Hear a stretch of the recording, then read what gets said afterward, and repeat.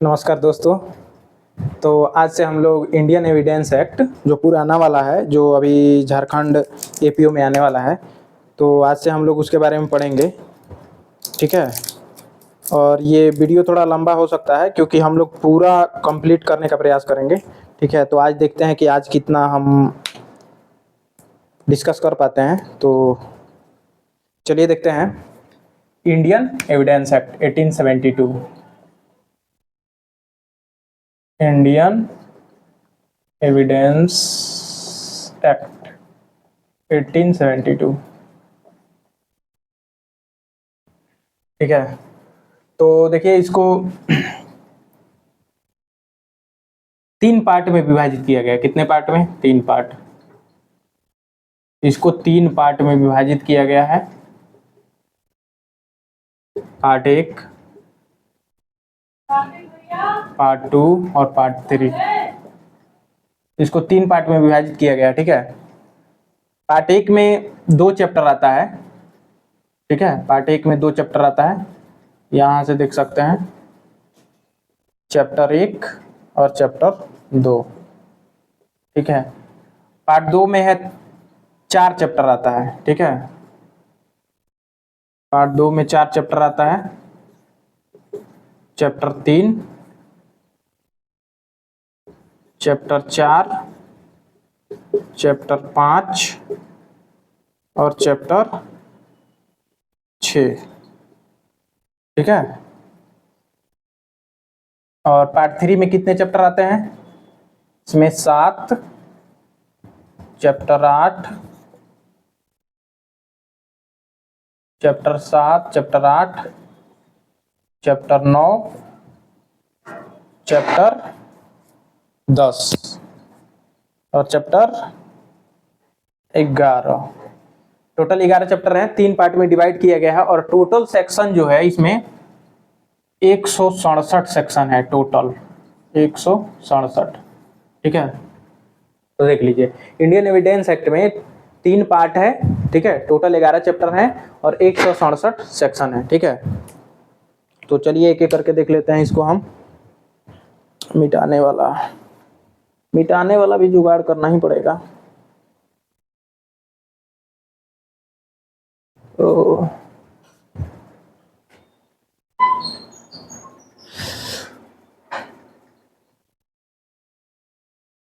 चलिए, कोई पेपर भी मिल जाएगा तो हो जाएगा।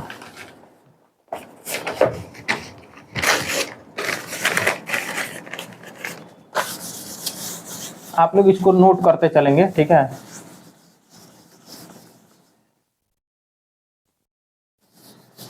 तो सबसे पहले इसके इंट्रोडक्शन के बारे में देख लेते हैं। ठीक है। इंडियन एविडेंस एक्ट जो है, जेम्स स्टीफन साहब ने इसको ड्राफ्ट किया है। जेम्स स्टीफन साहब।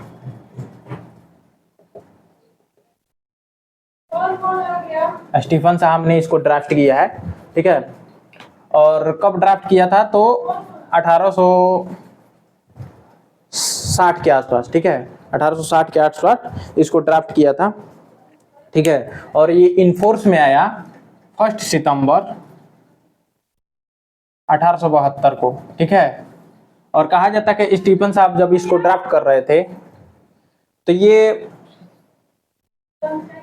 बोरो किए थे टेलस एविडेंस से। ठीक है। किससे बोरो किए थे?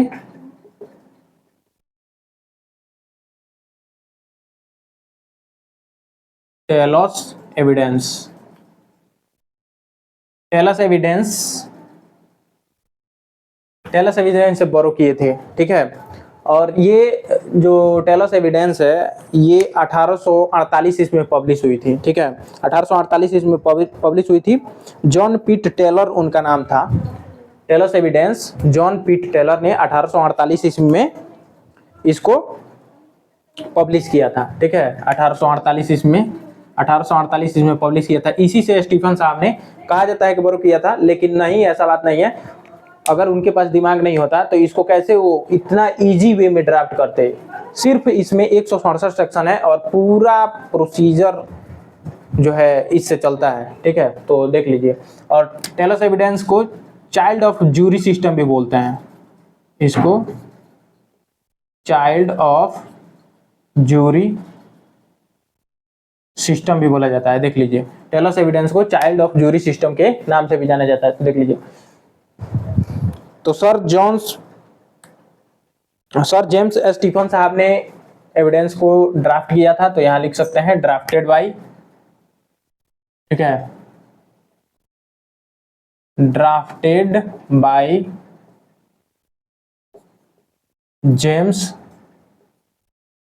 Sir James Stephen.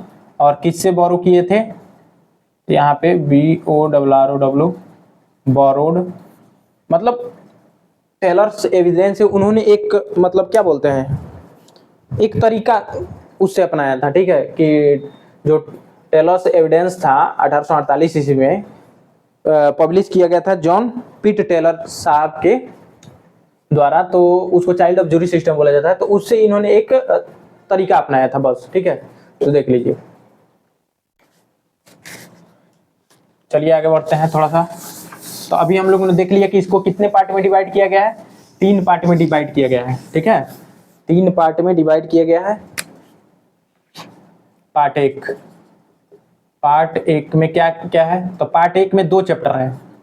पार्ट 1 में कितने चैप्टर हैं, 2, चैप्टर 1 और चैप्टर 2, ठीक है। पार्ट 2 में कितने चैप्टर हैं, तो इसमें है चैप्टर 3, चैप्टर 4, ठीक है। पार्ट 1 में 2 चैप्टर, पार्ट 1 में 2 चैप्टर है, पार्ट 2 में है 4 चैप्टर, और पार्ट 3 में भी, पार्ट 3 में इसमें है चैप्टर 5, 6, इसमें है चैप्टर 7, 8, 9, 10, 11, ठीक है। तो चलिए एक एक करके देख लेते हैं। चैप्टर 1 में क्या है, प्रीलिमिनरी, ठीक है। और चैप्टर 2 में क्या है, रिलीवेंसी ऑफ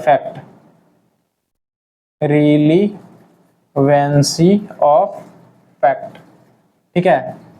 चैप्टर 3 में क्या है, fact need not be proved, मतलब वो फैक्ट जिसको प्रूव करने की जरूरत नहीं है। चैप्टर 4 में है ओरल एविडेंस, ठीक है, लिखते चलेंगे आप लोग। चैप्टर 5 में है documentary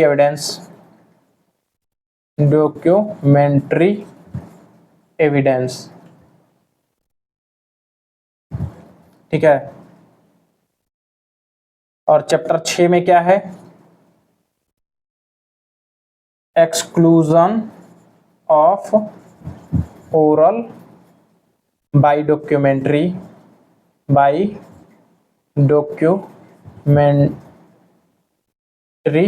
evidence,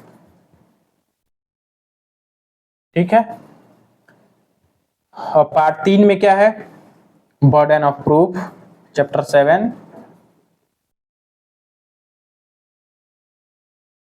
burden of proof,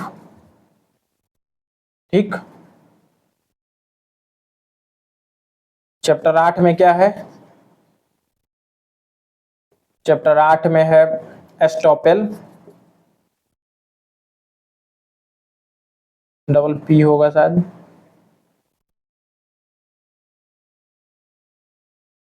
ठीक है। चैप्टर 9 में क्या है, विटनेस। चैप्टर 10 में क्या है, एग्जामिनेशन ऑफ पार्टीज। और चैप्टर 10 में क्या है, इम्प्रॉपर एडमिशन। चैप्टर, गड़बड़ हो रहा है क्या कहीं, 7, 8, 9, 10, 11, हाँ ठीक है। 11 में है इम्प्रॉपर, अभी मिला लेंगे हम लोग, एडमिशन, ठीक है। और चैप्टर 10 में है एग्जामिनेशन ऑफ पार्टीज। और चैप्टर 9 में है विटनेस, विटनेसेस, ठीक है, मिला लेंगे, अभी देख लीजिए। तो कितने टोटल चैप्टर हैं? 11 चैप्टर हैं। चैप्टर 1 में क्या है, सॉरी पार्ट 1 में है 1 और 2, पार्ट 2 में है 3 4 5 6, ठीक है, पार्ट 3 में है 7 8 9 10 11, इतने चैप्टर हैं, ठीक है। ठीक है, तो अब देखिए, पार्ट 1 को बोलते हैं रिलीवेंसी ऑफ फैक्ट, मतलब इसका भी अलग अलग नाम है। पार्ट 1 को बोलते हैं रिलीवेंसी ऑफ फैक्ट। देखिए, पढ़ने के लिए आपको ये तो होना ही चाहिए, बेयर एक्ट तो आपके पास होना ही चाहिए। देख लीजिए, ऐसा बेयर एक्ट आपके पास होना चाहिए, भारतीय साक्ष्य अधिनियम, इंडियन एविडेंस एक्ट का बेयर एक्ट आपके पास होना ही चाहिए, ठीक है। और इसमें पूरा बढ़िया से दिया गया है, पूरा चैप्टर यहाँ पे देख सकते हैं, हिंदी इंग्लिश दोनों में है, तो ये तो आपके पास होना ही चाहिए अगर पढ़ना है तो, ठीक है। तो इसमें हम लोग मिला लेते हैं। पार्ट 1 को क्या बोलते हैं? पार्ट 1 को रिलीवेंसी इफेक्ट बोलते हैं, ठीक है। इसका भी अलग अलग नाम है, जैसे पार्ट 1 का relevancy effect, relevancy of fact. अब रिलीवेंसी इफेक्ट मतलब पार्ट 1 का नाम है। अब इसमें 2 चैप्टर है, पहला चैप्टर का नाम है प्रीलिमिनरी, दूसरे चैप्टर का नाम है रिलीवेंसी इफेक्ट। उसी प्रकार पार्ट 2 है, पार्ट 2 का नाम है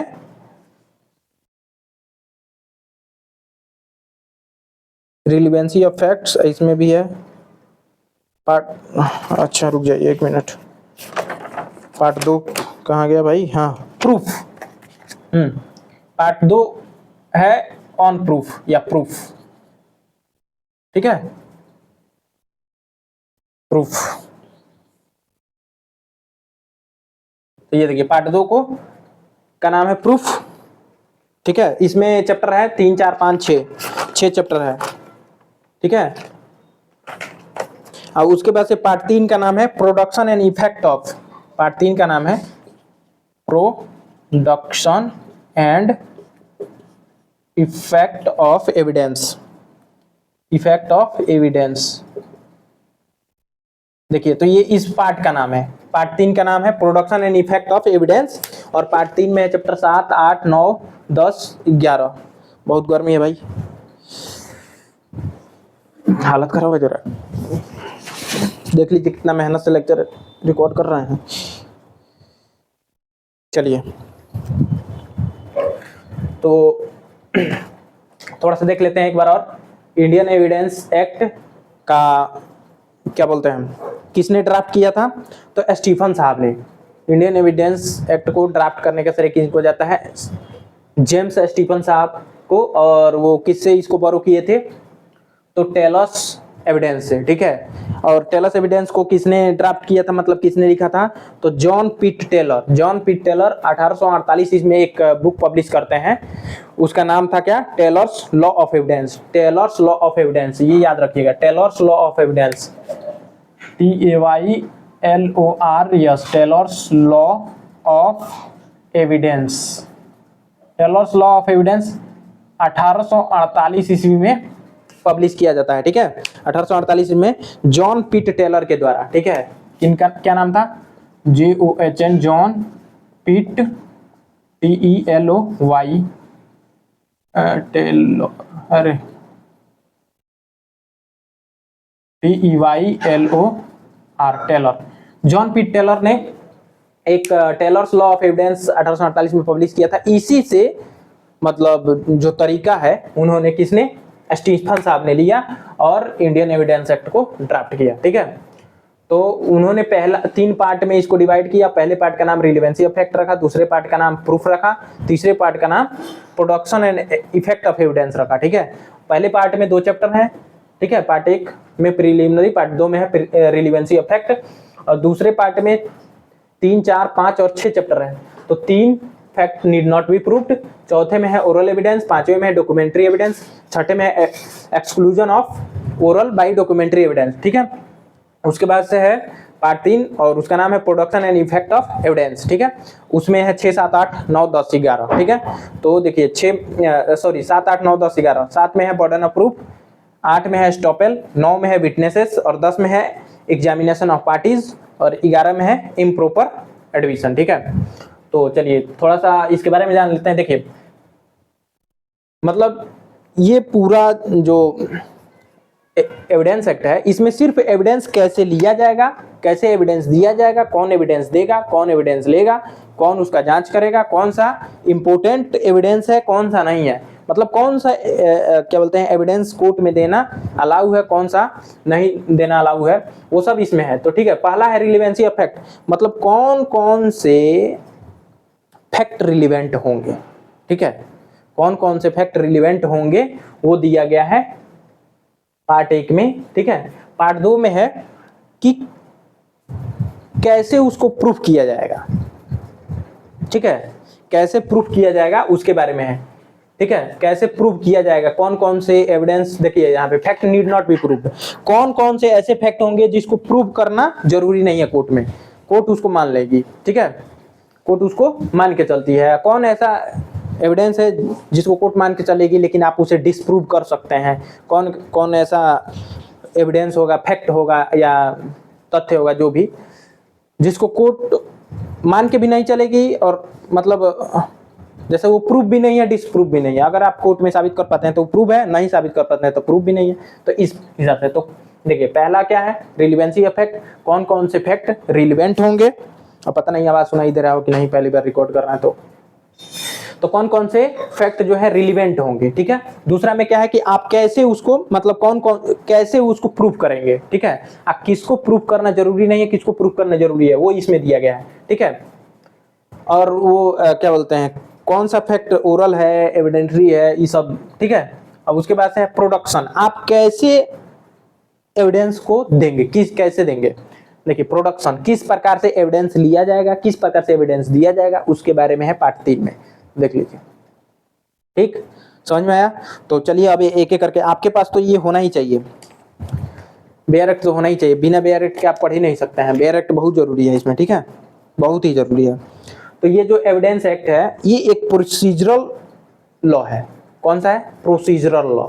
प्रोसीजर क्या होता है, तो जैसे जो प्रक्रिया के माध्यम से चलता है कोर्ट में वो प्रोसीजरल है। एक होता है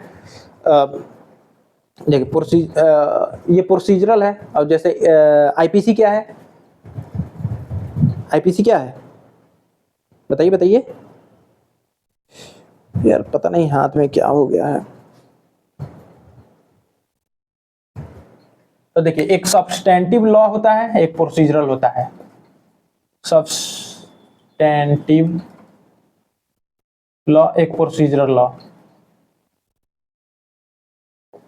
ठीक है, तो ये प्रोसीजरल लॉ है, मतलब कैसे प्रक्रिया चलेगा। इंडियन एविडेंस एक्ट प्रोसीजर को बताता है। और आईपीसी क्या है, सब्सटेंटिव लॉ है, उसमें सिर्फ ये बताएगा, परिभाषा बताएगा और उसमें कितना मतलब क्या बोलता है पनिशमेंट है उसके बारे में सिर्फ बताएगा। उसमें प्रोसीजर कैसे मतलब कोर्ट में प्रक्रिया कैसे चलेगी ये नहीं बताएगा, वो सिर्फ ये बताएगा कि किसी कोई पनिशमेंट का परिभाषा क्या है और उसमें कितना सजा है। ठीक है, ये सिर्फ बताता है, वो होता है सब्सटेंटिव लॉ।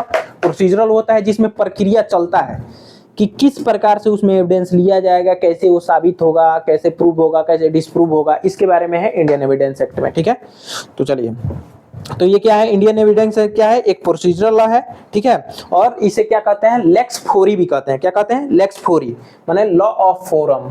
ठीक है, तो चलिए इसको थोड़ा मिटा दें भाई, देख रहे हैं भीग गया है पूरा। देख ले कि हो रहा है कि नहीं, रिकॉर्ड हो रहा है कि नहीं, रिकॉर्ड हो रहा है कि नहीं। हाँ रिकॉर्ड हो रहा है भाई। कैमरा हिल रहा है, थोड़ा सा मैनेज कर लीजिएगा लो। ठीक है, कैमरा हिल रहा है तो कोई बात नहीं, बस क्वालिटी में पढ़ाएंगे भाई, एकदम 100% समझ में आएगा, गारंटी दे रहे हैं। बस वीडियो में बने रहिएगा। ठीक है, तो चलिए इसको मिटा दें थोड़ा, कहने के मटकाना भाई। अरे यार एक पेज फाड़ के रखे थे वो भी, कोई बात नहीं, एक और फाड़ लेते हैं ना भाई। इसको मिटा दे रहे हैं, इसको नोट करते चलिए आप लोग, थोड़ा लेक्चर लंबा हो सकता है भाई। ठीक है,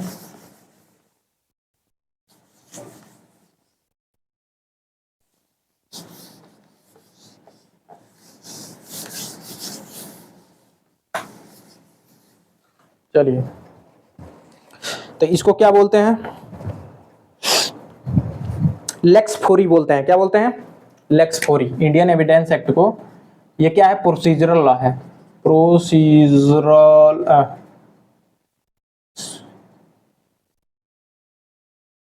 प्रोसीजरल लॉ है, ठीक है। इसको और क्या बोलते हैं, लेक्स फोरी भी बोलते हैं। क्या बोलते हैं, लेक्स फोरी। इसका मतलब क्या होता है, law of forum. Law of forum, law of forum मतलब कि कोर्ट में चलने वाला लॉ, ठीक है, कोर्ट में चलने वाला लॉ। एक होता है लेक्स लोसी, एक होता है लेक्स लोसी। लेक्स लोसी ऐसे ही लिखा है ना, लेक्स लोसी, ठीक है। इसका मतलब होता है law of land. Law of land, जैसे इंडियन कॉन्ट्रैक्ट एक्ट हो गया, मतलब इंडियन कॉन्ट्रैक्ट एक्ट हो गया, चाहे कॉन्स्टिट्यूशन हो गया। कॉन्स्टिट्यूशन क्या है, लॉ ऑफ लैंड है, मतलब उस जगह का, मतलब उस देश का लॉ, ठीक है। लॉ ऑफ फोरम क्या है, प्रक्रिया है, प्रोसीजर है, ठीक है। तो ये देख लीजिएगा, ठीक है। और क्या है भाई बाकी, अब चलिए तो स्टार्ट करते हैं। चलिए स्टार्ट करते हैं थोड़ा सा, और कुछ छूट तो नहीं रहा है, छोटा बहुत। अच्छा हाँ देखिए, ये वर्ड जो एविडेंस है, वर्ड एविडेंस एविडेंटिया से लिया गया है। वर्ड एविडेंटिया, एविडेंटिया से लिया गया है, ठीक है। जो एविडेंस वर्ड है वो एविडेंटिया से लिया गया है, जिसका मतलब क्या होता है, means to be clear, means to be clear, ठीक है। देख लीजिए, जो वर्ड एविडेंस है वो एविडेंटिया से लिया गया है, जिसका मतलब होता है टू बी क्लियर, मतलब कोई भी चीज को क्लियरली एक्सप्रेस करने का जो माध्यम है, ठीक है, वो है। तो चलिए अब हम लोग स्टार्ट करते हैं पहले पार्ट और पहले चैप्टर से, ठीक है।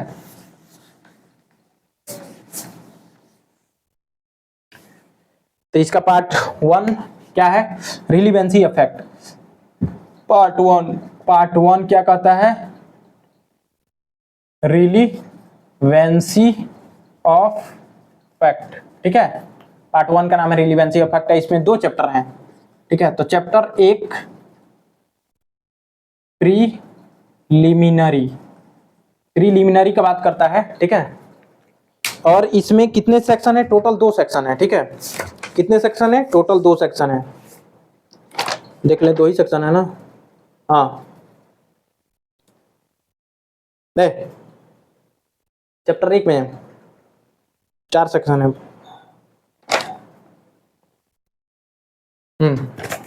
अरे पहले ही लिखवा देना चाहिए था। देखिए चैप्टर 1 में है सेक्शन 1 से लेके 4 तक, ठीक है।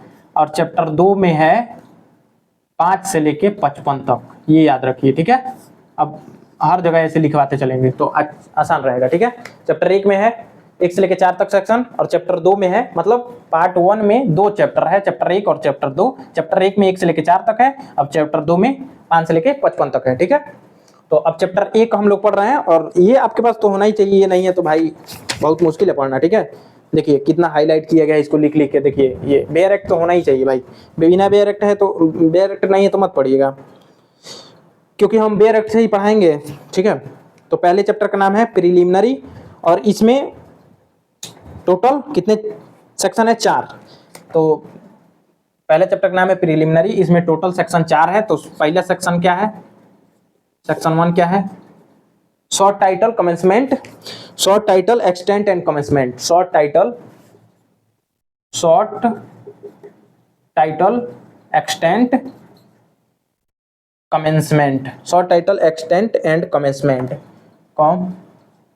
कमेंसमेंट। देखिए शॉर्ट टाइटल मतलब इसका नाम क्या होगा, तो इसका नाम इंडियन एविडेंस एक्ट होगा, ठीक है। इंडियन एविडेंस एक्ट 1872, ये हो गया इसका शॉर्ट टाइटल, ठीक है। मतलब इंडियन एविडेंस एक्ट ही इसका नाम है। अब ये नहीं कि IEA ही लिखिएगा, ये पूरा नाम इंडियन एविडेंस एक्ट, ये पूरा एक्ट का नाम है इंडियन एविडेंस एक्ट 1872। एक्सटेंट मतलब ये कहाँ ये अप्लाई होगा, तो होल इंडिया, ठीक है, होल इंडिया, ये होल इंडिया में अप्लाई होगा, ठीक है। और कमेंसमेंट क्या है, मतलब कमेंसमेंट यही तो है, कमेंसमेंट डेट ऑफ कमेंसमेंट किधर गया, अच्छा मिटा दिए, ठीक है। फर्स्ट सितंबर 1872, ये है कमेंसमेंट। ठीक है, तो देख लीजिए क्या है short title, Indian evidence act. Extent क्या है, होल इंडिया, क्योंकि 2019 में जम्मू और कश्मीर को हटा दिया गया तो उसमें भी ये अप्लाई होता है। ठीक है, इसमें लिखा होगा ना स्टार बना के, हाँ देखिए, it extend to whole India, और स्टार दिया है 31 अक्टूबर को, 31 अक्टूबर 2019 को ये जम्मू और कश्मीर में भी अप्लाई होने लगा, क्योंकि जम्मू एंड कश्मीर एक्ट ऐसे कुछ करके आया 31 अक्टूबर 2019 को, और उसका जो भी मतलब दिया गया था उसको स्पेशल जो दर्जा दिया गया था उसको हटा दिया गया, तो उसके बाद से वो होल इंडिया में अप्लाई होने लगा। ठीक है, खोल दे क्या ये खिड़कियां यार, अरे बाप रे बहुत गर्मी है भाई। चलिए, और कमेंसमेंट क्या है, 1 सितंबर 1872, मतलब इन्फोर्समेंट डेट। ठीक है, कमेंसमेंट मतलब enforcement date.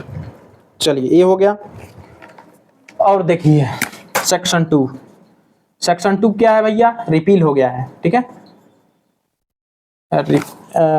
REPEAL, repeal, repealed, repealed लिख दे रहे हैं, रिपील्ड हो गया है। कब रिपील हुआ है, तो ये डेट याद रखिएगा, इसमें लिखा है 1938 में, बस ये याद रखिएगा। ठीक है, रिपील हो गया है। और उसके बाद से सेक्शन 3, सेक्शन 3 में क्या है, तो इंटरप्रिटेशन क्लॉज, मतलब डिफिनीशन क्लॉज। चैप्टर 3 में है डिफिनीशन क्लॉज, और इसको याद रखिएगा ही रखिएगा। इसमें टोटल 10 डिफिनीशन दी गई हैं, जैसे एविडेंस, ठीक है, court, relevant, proved, disproved, not proved, और क्या है, और क्या क्या है, डॉक्यूमेंट, एविडेंस, इतने हैं। ठीक है, देखिए 10 इसमें पॉइंट है तीसरे में। अब ये नहीं कि थ्योरी का ABCD ऐसे कुछ करके दिया नहीं गया है कि आपसे पूछ सकता है कि बताइए डॉक्यूमेंट का थ्योरी के A में, कि B में, कि C में, कि थ्योरी के 1 में डिफाइन है, ऐसा कुछ नहीं है, बस ऐसे ही दे दिया है जनरल। ठीक है, तो बस तीसरा में है डिफाइन है, थ्योरी का ABCD ऐसे कुछ नहीं दिया गया है। ठीक है, तो पहला है कोर्ट। कोर्ट क्या है, तो भैया कोर्ट वही जो भारत में जो भी कोर्ट है वो सब कोर्ट इसमें आएंगे। कौन कौन सा आएंगे, तो कोर्ट इंक्लूड्स ऑल जजेज एंड मजिस्ट्रेट, इंक्लूड्स ऑल जजेज and magistrate.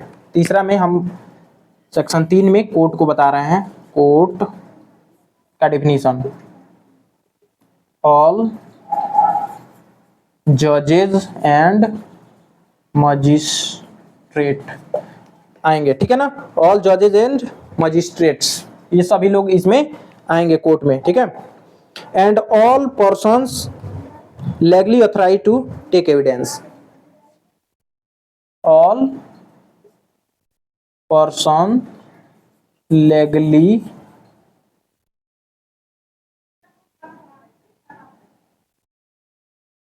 Authorised, legally authorised है ना, legally authorised to take evidence, to take evidence. देख लीजिए,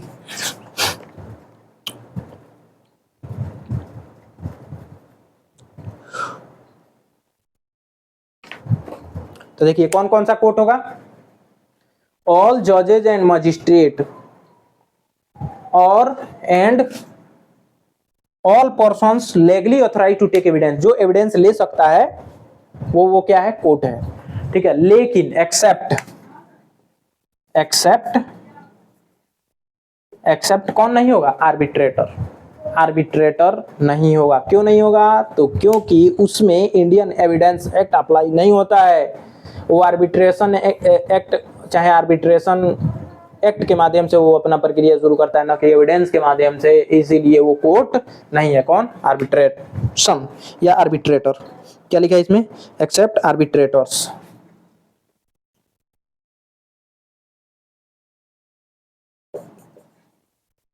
देखिए क्यों आर्बिट्रेटर, भाई आर्बिट्रेशन एक्ट चाहे आर्बिट्रेशन कोर्ट क्यों बनाया गया है, क्योंकि वो इस प्रक्रिया के माध्यम से अगर लगेगा एविडेंस लेने, तो प्रक्रिया उसमें भी बहुत लंबा चलने लगेगा, वो भी खत्म नहीं होगा केस। जैसे आज के समय में जो प्रक्रिया, प्रोसीजर, ट्रायल जो भी चलता है वैसे ही चलेगा, वो भी खत्म नहीं होगा। आर्बिट्रेशन इसलिए आर्बिट्रेशन कोर्ट बनाया गया है कि जल्दी से उसमें प्रक्रिया को जल्दी से फास्ट किया जा सके और जल्दी से जल्दी केस को खत्म किया जाए। इसीलिए इसमें जो भी एविडेंस एक्ट में प्रक्रिया दिया गया कि एविडेंस कैसे लिया जाएगा, कैसे दिया जाएगा, जो दो वकील लोग आपस में मतलब करते हैं लोग, वो इसमें नहीं है। ठीक है, इसीलिए आर्बिट्रेटर क्या है, कोर्ट नहीं है। चलिए, मटकाने वाला हमारा गायब हो जा रहा है भाई। अच्छा, नीचे गिर जा रहा है भाई। समझ में नहीं आएगा तो कमेंट कर सकते हैं, ठीक है, बताइएगा लोग कि समझ में आ रहा है कि नहीं। दोस्त जहां नहीं समझ में आएगा जरूर हम बताएंगे, ठीक है। तो अभी चैप्टर 1 चल रहा है। चैप्टर 1 में 4 सेक्शन है, ठीक है, और सेक्शन 3 हम देख रहे हैं, ठीक है। तो अब क्या हो गया, कोर्ट हो गया, उसके बाद से फैक्ट। फैक्ट फैक्ट क्या है, देखिए सेक्शन 3 पढ़ रहे हैं, सेक्शन 3, ठीक है, सेक्शन 3 पढ़ रहे हैं हम लोग। और इसमें क्या पढ़ लिए, कोर्ट पढ़ लिए। अब क्या पढ़ रहे हैं, फैक्ट पढ़ रहे हैं। फैक्ट क्या है, तो हर चीज फैक्ट है भाई। यह एक मार्कर है, फैक्ट है। मैं एक लड़का हूं, फैक्ट है। मैं पढ़ा रहा हूं, ये भी फैक्ट है।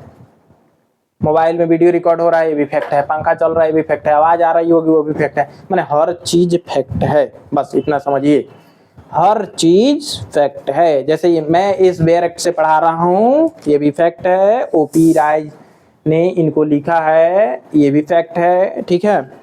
और ये पुस्तक सदन प्रकाशन का है, ये भी फैक्ट है। माने हर चीज क्या है, फैक्ट है। एवरीथिंग इज फैक्ट, ठीक है। कैसे, कोई वस्तु, आपने कुछ सुना, आपने कुछ कहा, कोई वस्तु है, कोई व्यक्ति है, कोई एनिमल है, कुछ भी है, वो सारी चीजें फैक्ट है, बस इतना समझिए, ठीक है। ऑल माने कोई भी चीज जो एग्जिस्ट कर रहा है वो फैक्ट है, ठीक है।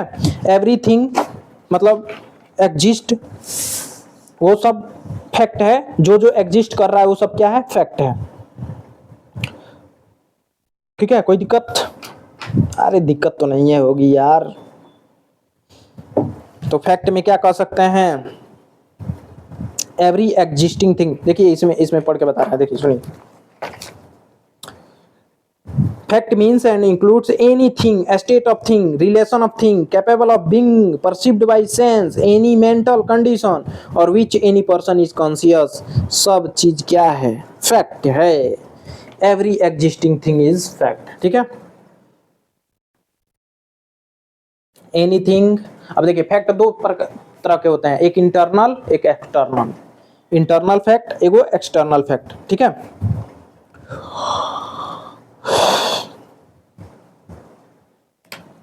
देखिए फैक्ट दो प्रकार के हो जाएंगे तब, मेंटल फैक्ट, जिसको इंटरनल फैक्ट भी कहेंगे,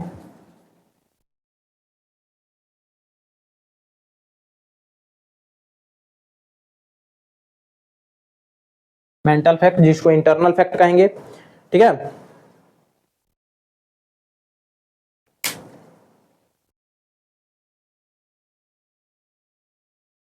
और एक होता है क्या, एक्सटर्नल या फिजिकल फैक्ट। फिजिकल फैक्ट या मेटेरियल फैक्ट, मेटेरियल फैक्ट। देखिए मेंटल फैक्ट या इंटरनल फैक्ट कह सकते हैं इसको। जैसे इंटरनल फैक्ट में क्या आ जाएगा, कोई भी sense knowledge, sense KNOWLEDG, knowledge, goodwill, ill will, ILL, ill will,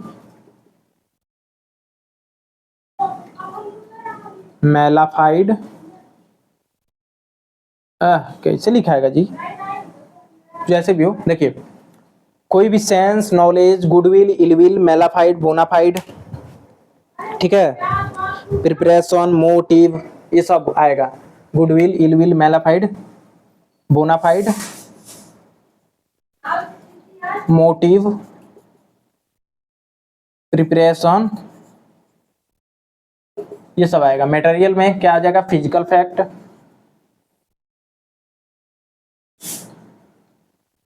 मतलब बाहरी जो आपको दिख रहा है, ठीक है, जो नहीं दिख पाए, जिसे आप सिर्फ महसूस करें, वो दिखे नहीं, तो वो है मेंटल फैक्ट या इंटरनल फैक्ट, ठीक है। जो आपको दिख रहा है वो है फिजिकल फैक्ट या मटेरियल फैक्ट, ठीक है। और जो भी एक्सटर्नल, जो आप अपने आंखों से देख पाए, महसूस कर पाए, जैसे हवा को महसूस कर पा रहे हैं, वो भी एक्सटर्नल है ना, तो इसको कह सकते हैं एक्सटर्नल, एक्सटर्नल फैक्ट, ठीक है। तो ये सब फैक्ट, तो क्या है फैक्ट, क्या है, all all existing thing, all,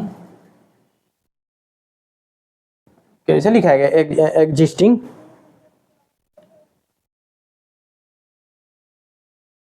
all existing thing, all existing thing is fact. Fact कितने प्रकार के, दो प्रकार के, जैसे बदल, मेंटल फैक्ट और मटेरियल फैक्ट, या फिजिकल फैक्ट या एक्सटर्नल फैक्ट। एक होता है इंटरनल फैक्ट, इंटरनल मतलब आंतरिक, motive, preparation, goodwill, ill will, mala fide, bona fide, ठीक है ना, सेंस, नॉलेज, सब चीज आ जाएगा इसमें, ठीक है। तो ये हो गया फैक्ट। तो हम बुक पढ़ के भी बता दिए हैं कि क्या क्या फैक्ट है, सारी चीजें वो फैक्ट है, जिसे आप देखते हैं, कोई भी चीजें जो एग्जिस्ट करती है वो सारी चीजें फैक्ट है। जैसे यहाँ पे देख सकते हैं इलस्ट्रेशन में, that these are certain object arranged in certain order in a certain place is a fact। कुछ वस्तु है जो एक सर्टेन मैनर में, मतलब तरीके से उसको सजाया गया है, वो भी क्या है, फैक्ट है। दैट मैन हियर्ड और saw something is a fact. एक व्यक्ति ने कुछ सुना या देखा, वो भी फैक्ट है, ठीक है। That man hold a certain opinion. एक व्यक्ति ने कुछ विशेष उसका मत है या राय है, वो भी एक क्या है, फैक्ट है, ठीक है। देखिए यहाँ particular sense, specific time, conscious of a particular sensation is fact. That man has a certain reputation is a fact. उस व्यक्ति का एक ख्याति है, रेपुटेशन मतलब ख्याति है, तो वो भी क्या है, अब ख्याति इसमें लिखा है भाई, इसी के अनुसार बता रहा है, तो क्या है, वो भी फैक्ट है, फैक्ट है। चलिए, तो फैक्ट तो हो गया।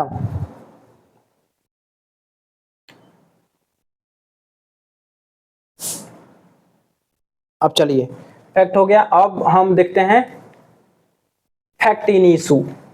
फैक्ट तो हो गया, अब फैक्ट इन इशू देख लेते हैं। तो देख लीजिए, कोट हो गया, फैक्ट हो गया, और fact in issue, fact in issue देख लेते हैं। फैक्ट इन इशू क्या है, चलिए यहां पे देख लेते हैं। Fact in issue, fact in issue क्या है, जैसे मान लीजिए हमने किसी पे केस किया, वो तो जिस बात के लिए मैंने केस किया है ना, वही फैक्ट इन इशू है, बस इतना समझ लीजिए। मतलब जैसे मैंने किसी पे केस किया कि उसने मेरा घड़ी चुराया है और वो मना कर दिया, तो मैंने जो जिसके लिए केस किया वो मना कर रहा है कि मैंने नहीं चुराया, वही फैक्ट इन इशू है। फैक्ट इन इशू मतलब जो विवादित बात है, जैसे केस में जो भी विवादित बात है, जैसे हमने एलिगेशन जो लगाया है, वही फैक्ट इन इशू है। बस एलिगेशन जो हम लगाए हैं और वो उसको डिनाई कर रहा है, मना कर रहा है, वही फैक्ट इन इशू है, ठीक है। जैसे मान लीजिए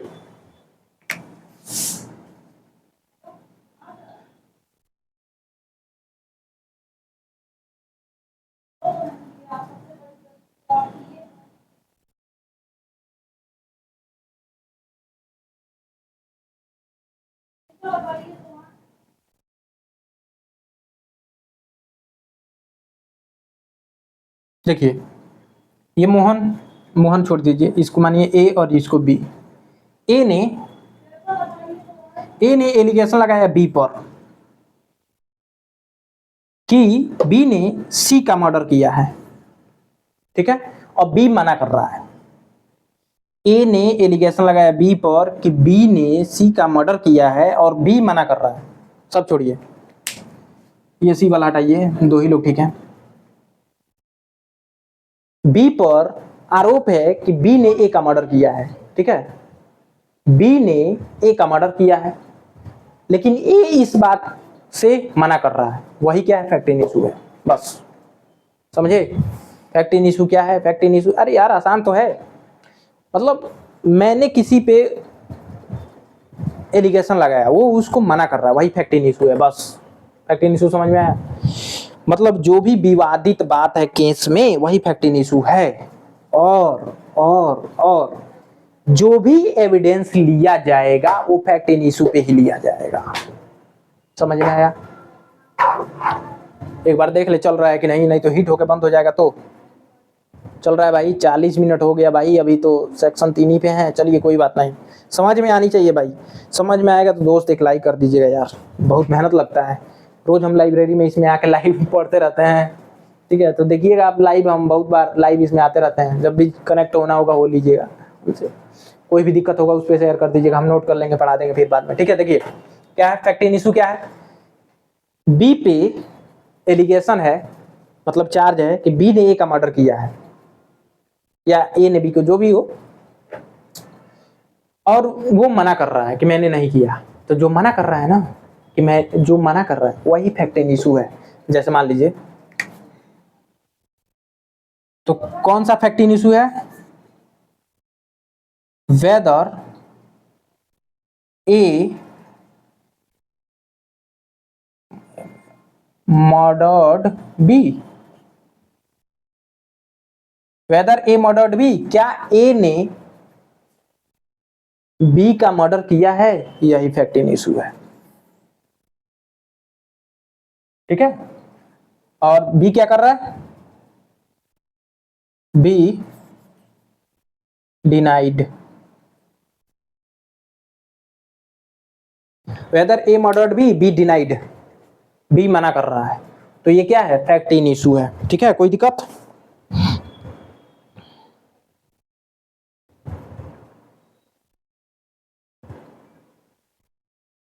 वेदर ए मर्डर्ड बी, यही है क्या है? Fact in issue. मिटाने वाला करने गया। तो बताइए फैक्ट इन इशू समझ में आया? अब जो भी देखिए, जो भी एविडेंस कोर्ट में लिया जाएगा ना, वो इसी पे लिया जाएगा। ये नहीं कि इसके 4 लड़के हैं, इसकी एक वाइफ है। भाई इससे क्या मतलब है कोर्ट को? उस मतलब ए ने बी का मर्डर किया है, तो ए के कितने लड़के हैं, कितनी वाइफ है, उससे क्या मतलब है? ए ने बी का मर्डर किया है कि नहीं, इस पे प्रूफ लिया जाएगा बस। उसके कितने वाइफ हैं, कितने बच्चे हैं, उससे क्या मतलब है? ये कंसाइडर नहीं होगा, कंसीडर नहीं हो, कंसाइडर चाहे कंसीडर, देख लीजिए। तो फैक्ट इन इशू समझ में आया? फैक्ट इन इशू क्या है? जो विवादित है। तो इसको कैसे लिख सकते हैं फैक्ट इन इशू को? Effect consider bye one party,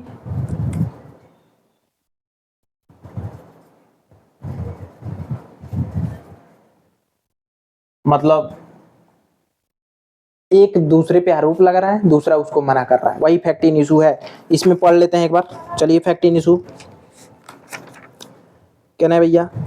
fact in issue, the expression fact in issue means and includes any fact from which either by itself or in connection with other fact, the existence or non-existence, nature or extent of any right, liability or disability asserted or denied in any suit or proceeding necessarily followed। देखो क्या है भाई?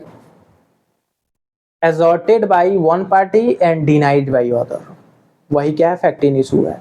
एक ने आरोप लगाया, दूसरा उसको मना कर रहा है, वही फैक्ट इन इशू। हम सीधा ताक रहे हैं भाई, इधर उधर भी ताकते हैं, कभी यहाँ इधर उधर हो जाता है एगो, तो डिस्टर्ब नहीं हो जाएगा कि हम इधर भी देख रहे हैं इधर भी, ठीक है ना? सुनाई दे रहा होगा ना? चलिए, तो फैक्ट इन इशू क्या है? फैक्ट कंसर्टेड, इसमें दिया है कंसर्टेड, असॉर्टेड दिया है भाई, ठीक है ना? असॉर्टेड या concerted fact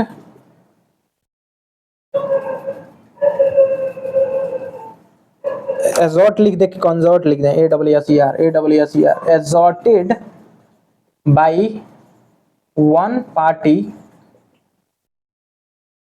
deny by other, ठीक है? एक पार्टी उस पे कंसर्ट मतलब लगा रही है आरोप, और दूसरा उसको एसॉर्टेड भी कर सकते हैं इसको, या कंसर्टेड कर सकते हैं, कंसर्टेड, ठीक है? By one party and denied, एक आरोप लगाता है, दूसरा उसको क्या करता है? डिनाई करता है, यही फैक्ट इन इशू है, ठीक है? जैसे एग्जांपल में अभी दिए कि मान लीजिए कि ए पर एलिगेशन है कि उसने बी का मर्डर किया है, ठीक है? जैसे A is a A is charged with the murder of B. Example, A is charged with the murder of B. B denies, B मना करता है, ठीक है। ए पर चार्ज है, एलिगेशन है कि उसने बी का मर्डर किया है। A is charge murder of B, तो अरे यार ए डिनाई करेगा ना, ए पर चार्ज है मर्डर का, तो ए ही डिनाई करेगा ना, बी कैसे डिनाई, वो तो मर चुका है उसका, वो कहां से डिनाई करेगा, ठीक है ना। ए डिनाइज, ठीक है। तो अब फैक्ट इन इशू इसमें क्या है, weather a murdered B, weather ए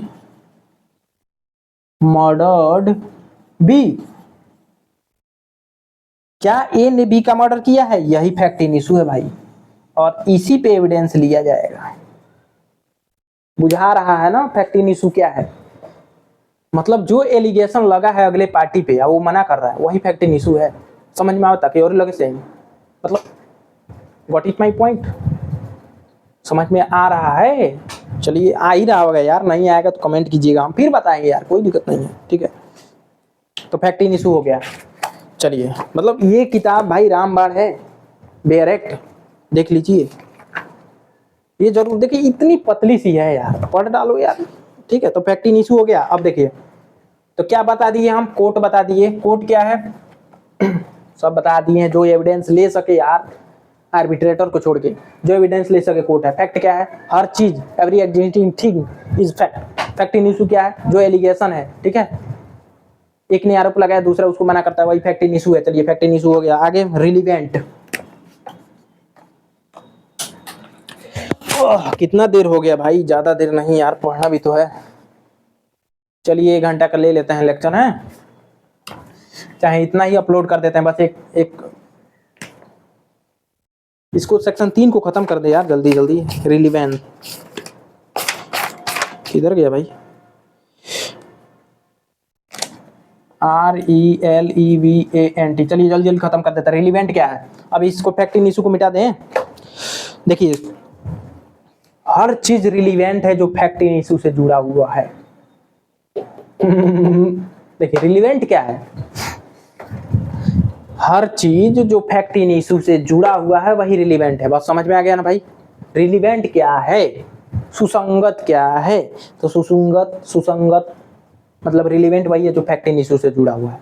अरे भाई क्या ए ने बी का मर्डर किया है कि नहीं, अब इसमें जो एविडेंस दिया जाएगा वो रिलीवेंट है कि नहीं है, कैसे पता चलेगा, तो इससे जुड़ा हुआ चाहिए फैक्ट इन इशू से, मतलब इस बात से कि हाँ ए ने बी का जिस चाकू से मर्डर किया वो चाकू उसने फलाने की दुकान से खरीदा था, भाई ये रिलीवेंट हो जाता है। जो चाकू बरामद हुआ था उसी चाकू को उस दुकानदार ने बेचा है और उसी के हाथ से, तो ये रिलीवेंट होगा कि ना, समझ में आ रहा है ना। जिस चाकू से उसने मर्डर किया वो चाकू वो 2 दिन पहले खरीदा था और उसी चाकू से मर्डर हुआ, वही चाकू बरामद हुआ है, तो ये रिलीवेंट होगा ना।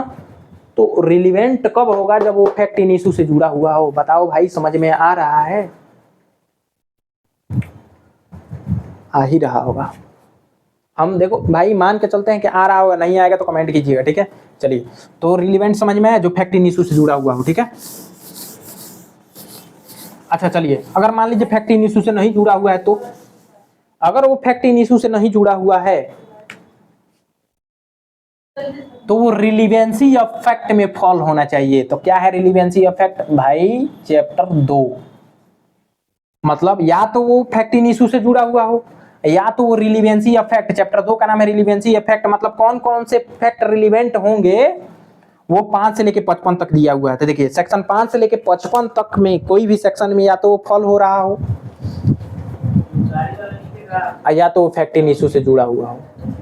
समझ में आ रहा है, थोड़ा आवाज आ रहा होगा तो मैनेज कर लीजिए भाई, बाहर से, ठीक है। तो देखिए तो क्या बताए, रिलीवेंट फैक्ट क्या है, रिलीवेंट फैक्ट वही है जो फैक्ट इन इशू से जुड़ा हुआ हो या तो सेक्शन 5 से लेके 55 में फॉल हो रहा हो।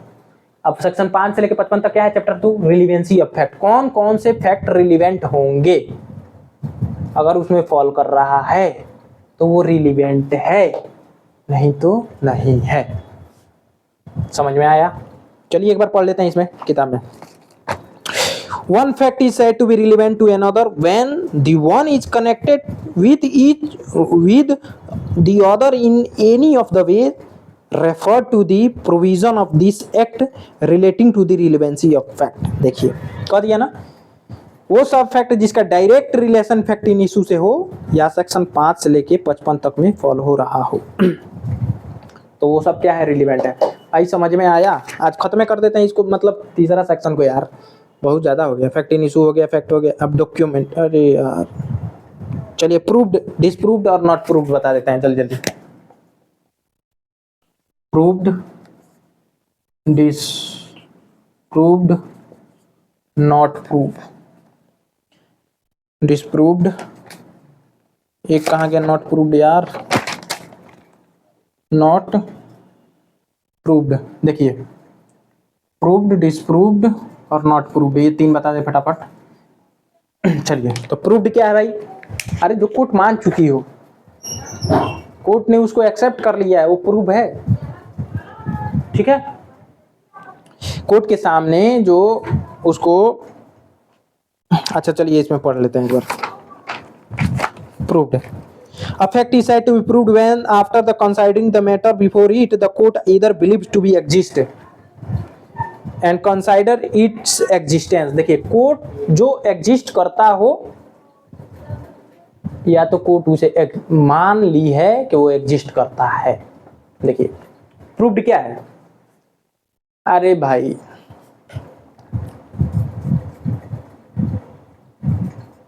ए ने बी का मर्डर किया और जिस समय मर्डर हुआ वो वहां था ही नहीं, वो 500 किलोमीटर दूर था। ये संभव है क्या? नहीं ना, इससे नहीं, इससे नहीं, इससे नहीं होगा। कोर्ट या तो मान ले कि वो एग्जिस्ट करता है या तो कोर्ट के सामने साबित हो चुका हो, वही प्रूव्ड है। मतलब जो कोर्ट के सामने साबित हो चुका है वो प्रूव्ड है, जो साबित नहीं हुआ मतलब कोर्ट के सामने उसको डिसप्रूव कर दिया गया तो डिसप्रूव है। नहीं क्या समझ में आवत? नहीं समझ में आ रहा है? कोई बात नहीं, एक बार और बता रहे, रुकिए। कौन प्रूव है कौन डिसप्रूव है?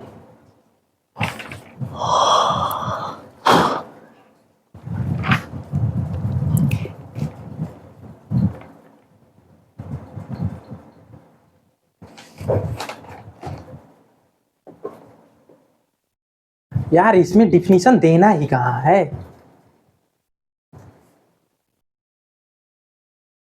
कोर्ट या तो मान ले कि वो एग्जिस्ट करता है या तो आप सिद्ध कर दे कि वो एग्जिस्ट करता है। मतलब पार्टी या तो सिद्ध कर दे कि वो एग्जिस्ट करता है या तो कोर्ट मान ले कि एग्जिस्ट करता है तो वो प्रूव है, बस इतना ही है। ठीक है। और उसी प्रकार डिसप्रूव क्या है, कोर्ट या तो मान ले कि वो एग्जिस्ट नहीं करता है या तो आप प्रूव कर दे कि ये एग्जिस्ट नहीं करता है, बस डिसप्रूव हो गया भाई। अरे यार कोई भी फैक्ट को डिसप्रूव करना है तो या तो कोर्ट मान ले कि वो एग्जिस्ट नहीं करता है या तो आप डिसप्रूव कर दें, मतलब वो साबित कर दे कि वो एग्जिस्ट नहीं करता है, बस डिसप्रूव हो गया। और नॉट प्रूव क्या है, तो भाई ना तो वो कोर्ट में प्रूव हुआ है ना ही डिसप्रूव हुआ है, तो नॉट प्रूव है। Neither proved nor disproved is known as not proved. Neither proved nor disproved is known as not proved. यानी कोर्ट के सामने या तो या वो ना ही प्रूव हुआ ना ही डिसप्रूव हुआ तो नॉट प्रूव माना जाएगा। ठीक है, देख लीजिए कितना अच्छा है। प्रूव जो एग्जिस्ट करता है या तो कोर्ट मान ले कि एग्जिस्ट करता है या तो आप साबित कर दे कि एग्जिस्ट करता है तो प्रूव हो गया। डिसप्रूव कोर्ट या तो मान ले कि एग्जिस्ट नहीं करता है या तो आप प्रूव कर दे कि एग्जिस्ट नहीं करता है, नॉट प्रूव, डिसप्रूव हो गया। नॉट प्रूव ना ही वो प्रूव हुआ है कोर्ट में ना ही डिसप्रूव हुआ है तो नॉट प्रूव है। ठीक है, नाइदर प्रूव्ड नॉट डिसप्रूव्ड, तो लिख लीजिएगा इसमें कौन सी, NEIGHTER, neither prove nor disproved, not disproved is known as not proved. देखिए नॉट प्रूव्ड में neither proved not disproved is known as not proved. भाई 1 2 3 4 5 6 7 3 को और ही पढ़ाना है, उसमें आ जाएगा डॉक्यूमेंट आ जाएगा इंडिया, और उसके बाद से एक और कौन आएगा भाई, 1 2 3 4 5 6 7 8 9, एक और fact in issue document evidence ससुरा इतना पढ़ा दिए, एविडेंस नहीं पढ़ा है, एविडेंस। चलिए डॉक्यूमेंट क्या है भाई, अरे पहले एविडेंस देख लेते हैं यार, सब इतना चीज उसी समय से एविडेंस रट रहे हैं। एविडेंस मतलब क्या होता है, कोई भी स्टेटमेंट जो कोर्ट परमिट करती है पेश करने के लिए, वो एविडेंस है। बस सिंपल में anything if court permits to produce before the court, मतलब कोर्ट के सामने यदि वो परमिट करती है कोर्ट के सामने कुछ चीज लाने के लिए, तो क्या है, एविडेंस है भाई। चलिए एक बार देख लीजिए, every evidence means and includes, evidence का मतलब होता है या उसमें शामिल होता है, क्या क्या होता है भाई, ऑल स्टेटमेंट, कोई भी स्टेटमेंट। अब जैसे कोर्ट कही कि तुम आओ मेरे सामने और बताओ, आओ विटनेस पक्ष में आओ और बताओ, समझ में आ रहा है, कोई भी स्टेटमेंट अगर कोई व्यक्ति को बुला के मांग रही है कोई भी स्टेटमेंट, तो वो एविडेंस ही है, ठीक है। तो all statement which the court permits और रिक्वायर, यदि कोर्ट अलाउ करती है या उसको रिक्वायर है, उसकी जरूरत है, परमिट्स और require to be made before its by witnesses in relation to matter of fact under inquiry, जो भी फैक्ट मतलब जो भी रिलेवेंसी ऑफ फैक्ट या फैक्ट है जो इंक्वायरी में चल रहा है कोर्ट में, अगर उससे जुड़ा कोई भी स्टेटमेंट या क्वायरी या जरूरत कोर्ट को लगती है, अगर वो पेश करने के लिए बोलती है, तो वो क्या है, एविडेंस है। Simple, very simple.